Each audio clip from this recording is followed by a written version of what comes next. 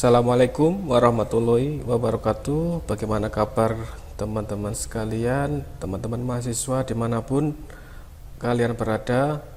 Hari ini Bapak akan menerangkan materi terkait pemetaan dan ESG dengan subtema aplikasi sistem informasi geografis. Jadi kalau yang pertemuan minggu lalu kita sudah membahas pengertian, kemudian pengertian dari sistem informasi geografis, kemudian pengertian dari informasi itu apa, dan komponen-komponen dari SIG. Maka untuk pertemuan kali ini kita akan membahas aplikasi apa aja yang bisa dipakai dalam SIG ini. Oke, ini kita pertemuan ketiga ya, walaupun sekarang ini pertemuan 4 tapi kita temanya yang ketiga yaitu aplikasi SIG. Nah, sebelum saya memulai perkuliahan online ini, ada baiknya kita mengulas lagi atau mereview dari materi sebelumnya. Nah, jangan sampai kalian ketika mata kuliah dalam mata kuliah apapun, mata kuliah yang pertemuan yang kemarin itu harus kalian baca lagi, kalian harus ulang-ulang lagi. Karena apa? Itu saling berkaitan antara yang pertama sampai yang terakhir. Jadi jangan sampai kalian hanya melihat kemudian tidak mengulang lagi, pasti kalian akan lupa seperti itu. Jadi kita akan mereview sebentar materi sebelumnya. Oke, di sini bisa kalian lihat diagram. Saya bikin diagramnya supaya kalian lebih paham. Jadi untuk tugas yang kedua, tolong kalian ini, jadi supaya kalian lebih paham, kalian tolong tugasnya ya, tolong diperhatikan. Tugas yang kedua adalah bagian ini kalian komentari, kemudian kalian tulis di kertas folio, kemudian kalian nanti hasilnya kalian tulis tangan, kemudian kalian foto atau kalian scan, kemudian nanti kirim di Google Classroom terkait tugas yang kedua. Kemudian diberi nama plus name. Tolong, yang kemarin saya review tugas itu di kelas C ataupun kelas D banyak yang mengumpulkan telat. Jadi kalau pengumpulannya telat, maka saya akan mengurangi nilai. Kasihan dengan teman lain yang sudah tepat. Jadi tolong kalian disiplin ya, disiplin dalam mengumpulkan tugas. Tenang aja, pokoknya kalian mengumpulkan tugas, mengikuti UTS, kemudian ikut UAS, dijamin nilai akan baik. Nah, ini tugasnya pengertian data, informasi, sistem informasi. Ini kan sudah saya jelaskan, kemudian kalian jelaskan bagian ini apa maksudnya.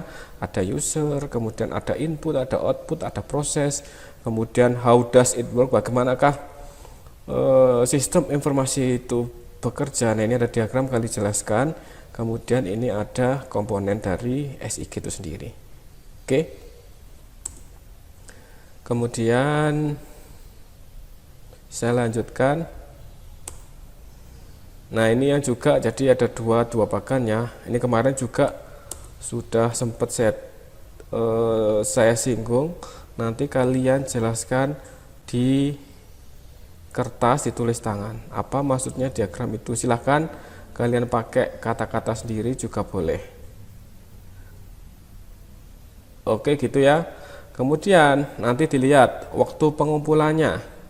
Waktu pengumpulannya coba diperhatikan, jangan sampai lebih dari yang saya tetapkan. Oke ya, gitu ya. Silahkan jika ada pertanyaan lanjut di kolom di YouTube ini atau di Google Classroom ada kolom komentar. Oke, saya lanjutkan untuk materi hari ini. Jadi materi hari ini kita akan mengulas aplikasi, jadi bagaimana penerapan dan bagaimana pengaplikasian dalam SIG. Yang pertama itu untuk pengelolaan fasilitas, yaitu bisa berupa peta skala besar atau network analisis jaringan. biasanya digunakan untuk pengelolaan fasilitas kota. Contohnya apa Pak? Contohnya adalah apabila untuk penempatan pipa dan kabel bawah tanah, perencanaan fasilitas perawatan, pelayanan jaringan telekomunikasi. Nah, misalnya contohnya di Kota Malang akan dibangun pipa air ataupun kabel.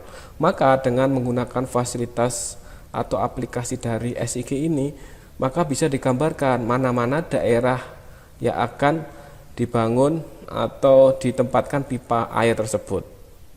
Nah, itu contohnya. Kemudian pengelolaan sumber daya alam dan lingkungan. Apa tujuannya?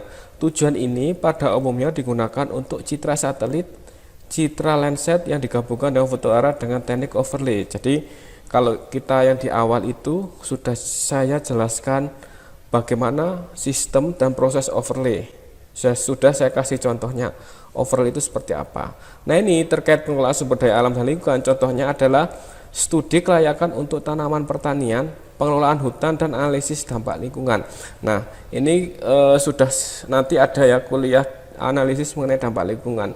Nah, itu bisa menggunakan aplikasi SIG itu. Kemudian saya lanjutkan dalam bidang lain, misalnya bidang transportasi, yaitu fungsinya digunakan peta skala besar dan menengah dan fasilitas keuangan. Nah, jadi di sini bisa digunakan skala besar agar lebih detail. Kemudian terutama untuk manajemen transit, perencanaan rute, pengiriman teknisi, analisis pelayanan, penanganan pemasaran dan sebagainya. Kalau sini saya jelaskan misalnya dalam bidang transportasi, seperti apa Pak penggunaan atau aplikasi misalnya dalam perencanaan rute bidang transportasi. Jadi nanti kalian mendapat kuliah perancangan angkutan umum. Nah, misalnya di suatu daerah di situ belum adanya rute atau jalur dari angkutan umum. Jadi dengan aplikasi SIG kita bisa merancang rute mana aja yang akan dilalui. Kemudian dengan analisis yang ada, kemudian input kita masukkan, maka akan keluar rute-rute yang mungkin bisa dilalui angkutan umum itu dengan otomatis dengan berbagai pertimbangan. Nah, itu nanti kalian pelajari di perancangan angkutan umum. Nah, ini contoh ya dalam pengaplikasiannya. Kemudian jaringan telekomunikasi JIS digunakan untuk memetakan sentral. Nah, sentral-sentral mana aja yang digunakan untuk telekomunikasi. Kemudian MDF atau main distribution point, kabel primer, rumah kabel, kabel sekunder. Dengan JIS kerusakan yang terjadi dapat segera diketahui. Jadi ketika kabel itu sudah misalnya sudah berada di dalam tanah, kemudian dengan aplikasi itu bisa diketahui mana titik mana aja yang terjadi kerusakan. Nah, seperti itu. Jadi enaknya aplikasi ini kita lebih simpel, kita lebih tepat, tidak mengeluarkan istilahnya lebih simpel dalam pengaplikasiannya dan lebih memudahkan kita dalam melaksanakannya. Kemudian dalam sistem informasi lahan digunakan untuk apa Pak?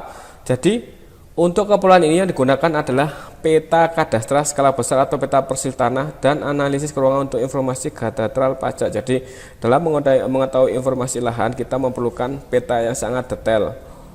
Nah, kemarin sudah saya jelaskan peta berdasarkan skala. Nah, kalian lihat lagi peta skala besar itu apa, skala kecil dan lain sebagainya. Nah, ini saya berikan, mungkin ada yang sudah saya sampaikan ya di minggu lalu. Jadi aplikasi JIS dalam pemerintahan, baik itu pemerintahan dari kota atau pemerintahan kabupaten atau pusat.